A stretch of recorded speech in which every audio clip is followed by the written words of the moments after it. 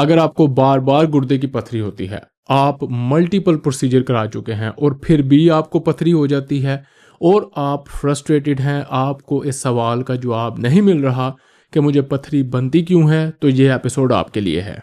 Episode में जाने से पहले हम एक छोटा सा केस डिस्कस करेंगे और आप यकीन नहीं करेंगे कि ये पेशेंट 5 साल से अपनी पथरी के मसले में फंसा हुआ था और सिर्फ 2 बेसिक टेस्ट कराने के उसकी सारी मिस्ट्री सॉल्व हो गई और उसको अपने सवालों का जवाब मिल गया।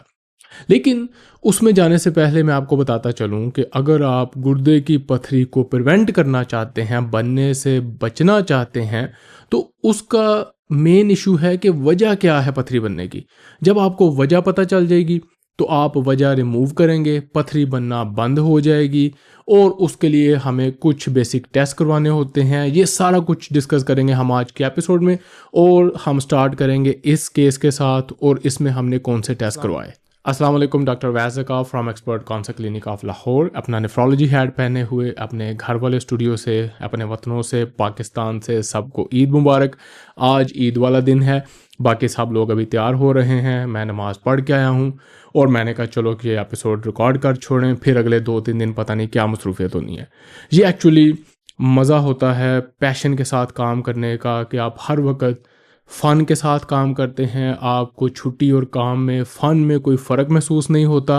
और यही वजह है जब मैं आपको कहता हूं कि आपके साथ मिल के मैंने हेल्थ केयर चेंज कर देना है, क्योंकि मुझे पता है मेरा कंपटीशन ही नहीं है। अब वो बंदा जो दिन में 16-17 घंटे काम करके उसको एंजॉय करता है और उससे अपनी और एनर्जी ड्राइव करता है, उसका मुकाबला कैसे कोई और बंदा कर सकता है जो कि रो धो के धक्का स्टार लगा के काम करने की कोशिश कर रहा है। हम चलते हैं अपने पहले केस की तरफ। ये पेशेंट तकरीबन 4-5 साल से अपने गुर्दे की पथरी के मसले में मुब्तला थी और 5-6 बड़े यूरोलॉजिस्ट प्रोफेसर को दिखा चुकी थी, 1-2 से लड़ाई भी कर चुकी थी और इनको अभी तक ये नहीं पता था कि इनको पथरी होती क्यों है। कोई मेरे ख्याल से 2 या 3 प्रोसीजर ये करवा चुकी हैं। अब इनका बेसिकली गुर्दा भी हर्ट हो चुका था, जिसकी वजह से ये मुतलाशी थी कि मुझे इस मसले का कोई हल मिले। और इवन हमारे साथ पहली अपॉइंटमेंट पे आने से पहले जो हम इनके बेसिक टेस्ट करवाते हैं, उन्हीं में इनका फाइनल डायग्नोसिस बन गया और मिस्ट्री सॉल्व हो गई। वो 2 बेसिक टेस्ट थे, कैल्शियम लेवल ब्लड में और सीरम पैराथायरॉयड हार्मोन लेवल। इनका कैल्शियम था तकरीबन 11 के करीब और इनका पैराथायरॉयड हार्मोन का लेवल था 400 से ऊपर, जो कि बताता था कि इनको प्राइमरी हाइपर पैराथायरॉयडिज्म है, जिसका मतलब है कि गले में एक ग्लैंड होता है पैराथायरॉयड ग्लैंड, जो जब ज़्यादा एक्टिव हो जाता है वो ब्लड में ज़्यादा कैल्शियम बनाता है और उस ज़्यादा कैल्शियम के यूरिन में जाने की वजह से आपको गुर्दे में पथरी बनना शुरू हो जाती है। अब मसला यहाँ पे ख़त्म नहीं होता, यहाँ पे हमारा पाकिस्तान आ जाता है। अब यही पेशेंट अगर कहीं अमेरिका में, कहीं मेच्योर नेशन में, वेल्दी नेशन में होता तो वहाँ पे इसने अब नेक्स्ट सर्जरी करवानी थी और अल्लाह अल्लाह खैर सलाह, और इसने फिर अपनी सेहतमंद ज़िंदगी की तरफ जाके, अभी इनकी एज तकरीबन 50 है, इन्होंने बाकी 40-50 साल बड़े हेल्दी गुजारने थे, लेकिन हम हैं पाकिस्तान में। अब अभी ये शौक में चली गई हैं और शौक मल्टीपल किस्म के हैं। सबसे पहला शौक तो ये कि वो 4-5 प्रोफेसर इस मसले को क्यों नहीं ढूंढ सके जो इस बच्चे ने ढूंढ लिया। अब ये बहुत बड़ा शौक है पाकिस्तान में और इनसे ये एब्जॉर्ब नहीं हो रहा। उससे दूसरा बड़ा शौक है कि क्यों प्रोफेसरों ने इस मसले पे फोकस करने की कोशिश नहीं की, उन्होंने ये काज क्यों नहीं ढूंढा। तो उसकी वजह वही है जो मैं आपको हर दफ़ा बताता हूँ कि प्रोफेसर का नॉलेज, उसकी कैपेसिटी, उसका एक्सपीरियंस अपनी जगह, लेकिन उसके पास आपको देने के लिए टाइम ही नहीं है, तो उसने उस नॉलेज को, उसको कैसे यूज़ करना है। और यही मेरा बहुत बड़ा इख्तलाफ है कि आप जब 80-100-90 पेशेंट देखने वाले प्रोफेसर के पास जाएंगे तो आप कैसे एक्सपेक्ट करते हैं कि वो आपसे कंसर्न्ड हो, वो आपको पैशनेटली एम्पैथी के साथ देखे, आपकी बात सुने, आपका मसला हल करने की कोशिश करे, जैसे मैं करता हूँ कि मुझे पेशेंट का मसला चाहिए कि उसको चल क्या रहा है, जैसे इस मरीज़ को चल रहा था। और उसके बैठते ही या फ़ोन पे बात करते ही पहला मेरा सवाल ये होता है कि मुझसे आपका क्या सवाल है। 5 प्रोफेसरों को तो आप दिखा चुके हैं या दिखा चुकी हैं। तो फिर जब मैं वो मसला पेशेंट का सुनता हूँ, मुझे उसका जवाब मिल जाए तो मैं उसको देता हूँ, मुझे ना मिले तो मैं उनको कह देता हूँ कि जहाँ तक मेरा नॉलेज था मैंने सारी इन्वेस्टिगेशन कर ली, मुझे आपके सवाल का जवाब नहीं मिल रहा, शायद ये ना मिले, शायद किसी और डॉक्टर से मिल जाए, आप एक सेकंड ओपिनियन ले लें। अब क्योंकि पेशेंट पाकिस्तान में है, पाकिस्तानी है, हमारी सैडोमेसोकिज्म है, जिसका मतलब है कि हमने अपने आप को भी टॉर्चर करना है, दूसरों को भी टॉर्चर करना है। तो इस पेशेंट ने सवाल का जवाब मिलने के बाद जो अगला टेस्ट है जिससे इनका डायग्नोसिस कंफर्म होना है, जिसको हम न्यूक्लियर पैराथायरॉयड स्कैन कहते हैं, वहाँ पे ये रुक गई हैं, वो ये नहीं करवा रही क्योंकि इन्होंने अपने आप को भी और टॉर्चर करना है। अब इन्होंने पिछले 5 साल का जो मुश्किल फेज़ गुजरा है उसको बैठ के रोना है, अपने बाल नोचने हैं, नोहा पीटना है कि उन्होंने क्यों नहीं किया। मैं फोकस करूँगा कि उनको छोड़ें, जो हो गया सो हो गया, मे बी अल्लाह ताला की तरफ से आपके लिए कोई मुश्किल वक्त था, अब आपको सवाल का जवाब मिल गया है, जस्ट मूव ऑन, सर्जरी करवाएं और बाकी 30-40 साल जो आपके बचे हैं उसको हेल्दी ज़िंदगी के साथ गुजारें। लेकिन पाकिस्तान में वो हमारे लिए करना बड़ा मुश्किल है। अब वो कभी इस सारे शौक से बाहर निकलेंगी, फिर शायद वो सर्जरी की तरफ जाएंगी और अपने मसले का हल करेंगी, लेकिन हम उनको अभी वक्ती तौर पे साइड पे करके आगे चलते हैं। उसके अलावा कौन से टेस्ट हैं जो गुर्दे के मरीज़ को, पत्थरी वाले गुर्दे के मरीज़ को करवाने चाहिए ताकि उसका डायग्नोसिस बने। उसमें दूसरा अहम टेस्ट है 24 आवर यूरिन ऑक्सीलेट। जो 24 घंटे का पेशाब है, जब उसमें आप यूरिन ऑक्सीलेट लेवल चेक करते हैं तो वो आपको दो मेन चीज़ें बताता है। बेसिकली वो हाइपर ऑक्सीजूरी आपको बताता है कि आपके यूरिन में ऑक्सीलेट का लेवल ज़्यादा तो नहीं है। इसकी दो वजूहात होती हैं। एक ये है कि आपकी जो आंतड़ियाँ हैं, आपका गट है, वो हेल्दी नहीं है, वो ज़्यादा ऑक्सीलेट एब्जॉर्ब कर रहा है और वो पेशाब में जा रहा है। इसको हम कहते हैं सेकेंडरी हाइपर ऑक्सीजूरिया। और यही ऑक्सीलेट अगर आपके ब्लड और यूरिन में किसी जेनेटिक मसले की वजह से हो तो उसको हम कहते हैं प्राइमरी हाइपर ऑक्सीजूरिया। तो आपने 24 hour urine oxalate level check करना होता है, उसका यूजुअली नंबर है 45। अगर ये 45 से ऊपर हो तो शक पड़ता है कि आपको हाइपर ऑक्सीजूरिया है। आपने अपने जीआई ट्रैक्ट को चेक करना होता है, अपनी खुराक को बेहतर करना होता है।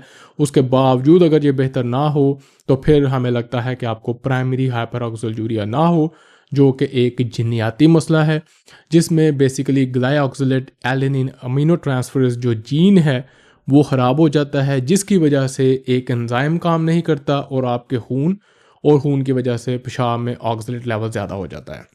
तो ये दूसरा टेस्ट है जो आपको बता सकता है कि कोई वजह तो नहीं है बार बार पथरी बनने की। फिर उसके बाद हमारे पास आता है urinary citrate level. 24 hour urine जब आप चेक करते हैं तो उसी में सिट्रेट लेवल भी चेक करते हैं। सिट्रेट लेवल का बेसिकली काम होता है यूरिन को कंसंट्रेट होने से बचाना, पथरी बनने के चांस कम करना। कुछ पेशेंट्स में अगेन अनकन्फर्म्ड जीनियाती चेंजेस की वजह से या बॉडी हैबिटेट्स की वजह से ये सिट्रेट लेवल लो होता है, जिसकी वजह से उनमें गुर्दे की पथरी बनने के चांस ज़्यादा होते हैं। यूजुअली कुछ पेशेंट होते हैं उनका लेवल कोई 5-10 के करीब होता है और अच्छा हेल्दी लेवल होता है 200-300 से ऊपर। और इन पेशेंट्स में जब ये लेवल कम हो तो हम सिट्रेट सप्लीमेंट दे के, जैसे कि आप के स्टोन और के सिट्रेट, इस तरह की गोलियां खा के अपना सिट्रेट लेवल ज़्यादा करने की कोशिश करते हैं। और मैं देखता हूँ कि मरीज़ बस ये गोलियां खाई जाते हैं, खाली खाने से मसला हल नहीं होता। आपने गोलियां खानी हैं और उसके बाद दोबारा सिट्रेट का लेवल 24 आवर यूरिन में महीने 2 महीने के बाद चेक करना है लॉजिकली कि यार उससे मुझे वो फ़र्क पड़ रहा है कि नहीं। और वो फ़र्क है कि आपने इसको 200-300 पे लेके आना है 24 आवर यूरिन में अपने सिट्रेट लेवल को। और साथ ही साथ क्योंकि यूजुअली ये पोटेशियम के साथ कंबाइंड होता है केमिकल में, सप्लीमेंट में, तो आपने अपने ज़रा पोटेशियम के लेवल पे भी नज़र रखनी होती है कि पोटेशियम का लेवल हाई ना हो जाए। तो तीसरा आपका टेस्ट हो गया 24 hour urine citrate level. Next आता है 24 आवर यूरिन सोडियम लेवल। अच्छा, यूरिन सोडियम लेवल इसलिए ज़रूरी है कि 24 आवर यूरिन सोडियम लेवल आपको बताता है कि आप कितना नमक खा रहे हैं, और जितना नमक आप ज़्यादा खाएंगे उतने ही पथरी बनने के चांस ज़्यादा होंगे। उसकी मैकेनिज़्म क्या है, वजह क्या है, वो बड़ा डिटेल्ड कॉन्सेप्ट है, उसको हम डिस्कस नहीं करेंगे। सिंपल आपने ये याद रखना है कि जब आप नमक का इंटेक ज़्यादा करते हैं तो आपके गुर्दे में पथरी बनने के चांस कम हो जाते हैं। और इस नमक के इनटेक को, खाने में अपने नमक को कम करके आप गुर्दे में पथरी बनने के चांस बहुत ज़्यादा कम कर सकते हैं। 24 आवर यूरिन सोडियम का टेस्ट होता है बेसिकली। इसको आपने देखना है और आपको मैं बड़ा बेसिक सा फार्मूला बताता हूँ कि फॉर एग्जांपल अगर किसी पेशेंट के 24 आवर यूरिन में सोडियम लेवल आता है 100, इसको आपने या आपका जो भी सोडियम का लेवल हो 24 आवर यूरिन में, ये यूजुअली मिली इक्विवेलेंट में होता है, इसको आपने 23 से डिवाइड कर देना है। तो वो जो आपका नंबर आएगा उतने ग्राम सोडियम आप पूरे दिन में खा रहे हैं। ये जो 100 मिली इक्विवेलेंट वाला सोडियम है, इसको जब आप 23 से डिवाइड करेंगे तो ये तकरीबन 4.5 या 6 ग्राम सोडियम बनता है। नॉर्मली आपको 2 ग्राम 3 ग्राम से कम सोडियम खाना चाहिए। तो इसका मतलब है कि आप बहुत ज़्यादा सोडियम या नमक ले रहे हैं, आपने इस नमक को कम करना है। ये थे वो सारे टेस्ट जो बेसिकली आपको प्रिवेंटेबल गुर्दे की पथरी बनने के कॉज का पता चलाते हैं, जिनको ख़त्म करके आप गुर्दे में पथरी बनने के चांस को कम कर सकते हैं। अच्छा, फ़र्ज़ करें कि आपके ये सारे टेस्ट नेगेटिव हैं और आप विद इन नॉर्मल रेंज हैं इन सारे टेस्ट की वैल्यूज़ में, उसमें 2 सूरतें हो सकती हैं। एक तो आप इनको थोड़े वक्फे के बाद 3 या 4 महीने के बाद रिपीट करें। दूसरा, आप फाइनली अगर ये सारे टेस्ट नेगेटिव हों तो आपके गुर्दे की पथरी ब्लेम होती है आपके अनहेल्दी लाइफस्टाइल पे। अब हम फिर घूम फिर के मेटाबॉलिक सिंड्रोम की तरफ आ रहे हैं। आज से कुछ साल पहले कुछ यूरोलॉजिस्ट और नेफ्रोलॉजिस्ट साइंटिस्ट का कहना था कि जब भी आपको गुर्दे की पथरी हो तो पहला टेस्ट जो आपने करवाना है वो है आपका यूरिक एसिड लेवल ब्लड में और हीमोग्लोबिन A1C डायबिटीज़ वाला, क्योंकि उनकी ऑब्जर्वेशन थी कि पथरी बनती ही आपको मेटाबॉलिक सिंड्रोम से है और इंसुलिन रेजिस्टेंस से है। अब वो चीज़ तकरीबन कंफर्म हो चुकी है और मेरा जो भी गुर्दे में पथरी वाला पेशेंट हो उसमें मैं हेल्दी लाइफस्टाइल के बगैर आगे लेके चल ही नहीं सकता। अगर उसको कोई और वजह ना भी हो, उसका पैराथायरॉयड नॉर्मल हो, उसका ऑक्सलेट, उसका सिट्रेट, सोडियम लेवल नॉर्मल हो, उसके बावजूद उसको पथरियां बन रही हैं, तो मेरा डायग्नोसिस होता है अनहेल्दी लाइफस्टाइल, मेटाबॉलिक सिंड्रोम। और जो ही हम उसको बेहतर करते हैं उसके पथरी बनने के चांस बहुत ज़्यादा कम हो जाते हैं। लेकिन अगर आपको ये वजूहात हों भी, फ़र्ज़ करें कि आपको पैराथायरॉयड हार्मोन लेवल एक्टिव है, आप प्राइमरी हाइपरऑक्सीजूरिया के पेशेंट हैं या आपका सिट्रेट लेवल लो है, उसके बावजूद आपने अगर लाइफस्टाइल को अनहेल्दी रखा तो मेटाबॉलिक सिंड्रोम आपकी दूसरी बीमारी के ऊपर आके और ज़्यादा चांस बढ़ा देती है आपके पथरी बनने के। तो हर सूरत में ही आपने हेल्दी लाइफस्टाइल को साथ लेके चलना है। और इन सब के बाद जो सबसे मौसर चीज़ है आपके गुर्दे में पथरी बनने को रोकने के लिए, वो है आपका वाटर इनटेक। सारी रिसर्च अभी तक इस बात पे बजिद है कि अगर आप दिन में 2 से 2.5 लीटर पेशाब बना लें तो किसी भी वजह से अगर आपको गुर्दे में पथरी बनती हो तो तकरीबन 80-90% चांस कम हो जाता है कि आपको पथरी बनेगी। इस पॉइंट पे सारा लिटरेचर मुत्तफिक है और ये सबसे आसान तरीका आप अपनी ज़िंदगी में परमानेंटली कर सकते हैं कि बाकी सारी चीज़ें तो आप बेहतर करें, डायग्नोसिस तो आप बनाएं, वजह को ख़त्म करें, लेकिन दिन में इतना पानी पिएं कि तकरीबन 2 से 2.5 लीटर पेशाब आप 24 आवर यूरिन यानी कि 24 आवर में बनाएं।